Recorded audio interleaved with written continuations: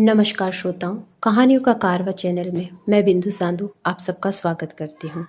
आज मैं आप लोगों के लिए ठाकुर श्री केसरी सिंह बारट के जीवन के 2 अविस्मरणीय क्षण लेके आई हूँ। वैसे तो इस वंदनीय अमर हुतात्मा का पूरा जीवन ही अविस्मरणीय ही है। स्वाधीनता यद्यपि एक जन्मसिद्ध अधिकार है, लेकिन इस अधिकार की प्राप्ति के लिए संघर्ष की रक्त गाथा लिखनी पड़ती है। भारत के स्वतंत्रता संग्राम में संपूर्ण बारट परिवार की एक महत्वपूर्ण भूमिका रही है। इसी परिवार में जन्मे थे श्री केसरी सिंह बारट, जोरावर सिंह बारट और प्रताप सिंह बारट, जिन्होंने मातृभूमि के सौभाग्यश्री का श्रृंगार करने के लिए अपने प्राणों को न्यौछावर कर दिया। जोधपुर की आशा नाडा स्टेशन पर दिल्ली षड्यंत्र केस के अंतर्गत उनके पुत्र प्रताप सिंह को गिरफ्तार कर बरेली जेल में भयंकर शारीरिक यंत्रणाएं दी जा रही थी। उस नवयुवक को बेहद पीड़ित किया जा रहा था।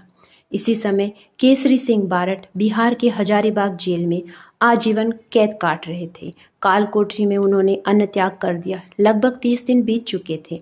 प्रताप सिंह ने पिताश्री से मिलने की इच्छा प्रकट की और पिता पुत्र की यह अंतिम भेंट संपन्न हुई हजारीबाग जेल में।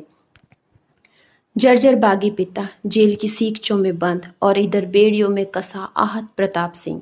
वंदे मातरम के संबोधन के बाद सिर्फ आंसू आंसू प्रताप सिंह सिसकते रहे।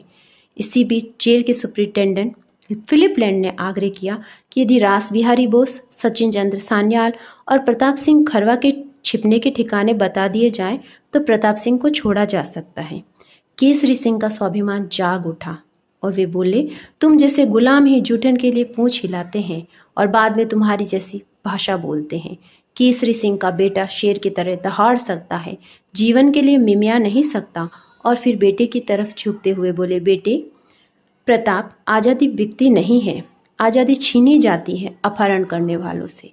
आज़ादी मिलती नहीं है बेटा, हासिल की जाती है संघर्ष से, और हर संघर्ष की कीमत होती है, वह हमें चुकानी है। ये एक अनंत सिलसिला है। बेटे, तुम्हारे दीर्घ जीवन की अब क्या कामना करूं?